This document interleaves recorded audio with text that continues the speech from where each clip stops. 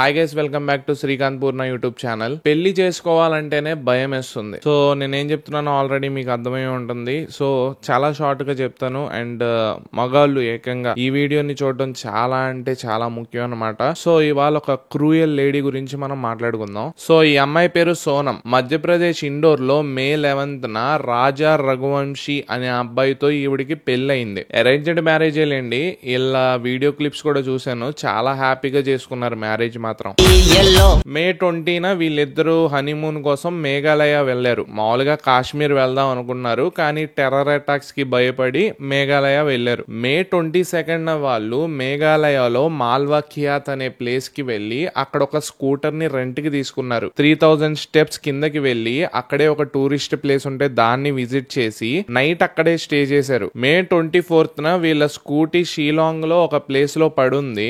వీళ్ళిద్దరూ మిస్ అయ్యారు. ఆ తర్వాత కంప్లైంట్ రైజ్ అయింది వీళ్ళిద్దరు మిస్సింగ్ అనేసి. ఆ తర్వాత పోలీసులు వీళ్ళిద్దరు కోసం సర్చ్ ఆపరేషన్ స్టార్ట్ చేశారు. జూన్ 2న రాజా రఘువంశీది ఒక వాటర్ ఫాల్ దగ్గర డీకంపోజ్ అయిన బాడీ కనిపించింది. వెనకాల హెడ్ మీద కొట్టడం చూసి ఇది మర్డర్ అని కన్ఫర్మ్ చేసుకుని ఇన్వెస్టిగేషన్ స్టార్ట్ చేశారు. ఈ లోపే సోనం మిస్సింగ్ అనమాట. తను ఎక్కడుందో ఎవ్వరికి తెలియదు. కానీ తర్వాత తెలిసింది ఏంటంటే మే 18నే సోనం తన బాయ్ ఫ్రెండ్ రాజ్ కుష్వాహాతో రాజా రఘువంశీని చంపడానికి 3 కాంట్రాక్ట్ కిల్లర్స్ ని హైర్ చేసుకుని మొత్తం ప్లాన్ చేసి మేఘాలయకి రప్పించి అక్కడే చంపించేసింది. వాళ్ళ ముగ్గురు నేమ్స్ వచ్చేసరికి ఆకాష్ రాజ్పుట్, ఆనంద్ కుమార్, అలాగే విశాల్ చౌహాన్. పోలీస్ టీమ్ కి జూన్ 3న అంటే రాజా డెడ్ బాడీ కనిపించిన నెక్స్ట్ డేనే సోనం ఇందులో ఇన్వాల్వ్ అయిందని తెలిసిపోయింది. ఈ 3 కిల్లర్స్ లో ఒకడు గౌహాతీలో ఒక హోటల్ కి వెళ్లి తనని చంపారు కదా, చంపడానికి యూజ్ చేసిన వెపన్ ని ఆ షాప్ నుంచి కొనుక్కుని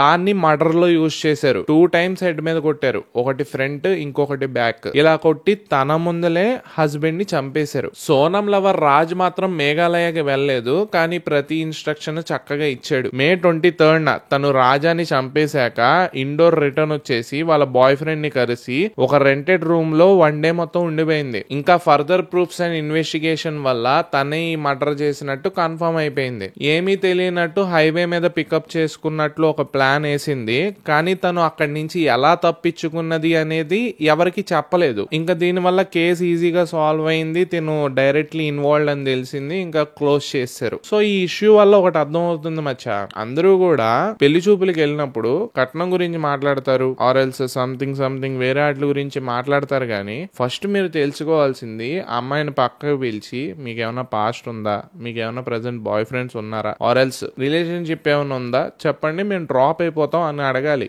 ఆర్ ఎల్స్ అమ్మాయిలైనా కానీ మీరు డైరెక్ట్ గా చెప్పేయాలి అబ్బాయికి మాకు ఇలా ప్రాబ్లం ఉంది అని పక్కకు పిలిచి చెప్పేస్తే సైడ్ అయిపోతారు. అంతేగాని ఇలాగా పెళ్లి చేసుకుని మరి మర్డర్ చేసేసి చేయడం తప్పు కదా. సో బాయ్స్ కూడా చాలా జాగ్రత్తగా ఉండాలండి. అండ్ ఈ సో కాల్డ్ ఫేక్ ఫెమినిస్టులు ఉంటారు. ఇప్పుడు అమ్మాయిలది ఏమీ తప్పు లేదు, అబ్బాయిలే తప్పు చేస్తున్నారు, వాళ్ళ వల్లే సొసైటీ ఇలా అయిపోయింది అంటే ఏ తప్పు చేయని అమ్మాయికి ప్రాణం పోయింది. ఇప్పుడు దీనికి ఏం చెప్తారు? So rules and regulations only అమ్మాయిలకే అయితే మమ్మల్ని కాపాడేది ఎవరు సార్? సో ఇలా అయిపోయింది అనమాట. సో మన జాగ్రత్తలో మనం ఉండడం చాలా మంచిది అనమాట. పెళ్లి చూపులకి వెళ్ళినప్పుడే మొత్తం డిసైడ్ చేసుకుని మొత్తం అంతా చూసుకుని వెళ్ళండి. మొత్తం అంతా తెలుసుకుని మొత్తం అంతా కనుక్కుని ఆ తర్వాత తాళి కట్టండి.